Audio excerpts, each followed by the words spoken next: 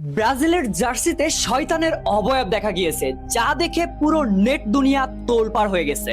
তো দেখো, ফুটবল বিশ্বকাপকে সামনে রেখে নতুন অ্যাওয়ে জার্সি উন্মোচন করেছিল 5বার বিশ্ব চ্যাম্পিয়ন ব্রাজিল।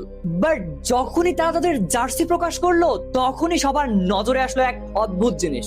সবাই লক্ষ্য করলো জার্সির নীল এবং কালো রঙের জ্যামিতিক নকশার মধ্যে লুকিয়ে থাকা সিংহওয়ালা শয়তান বা বাল দেবতার দৃশ্যটি।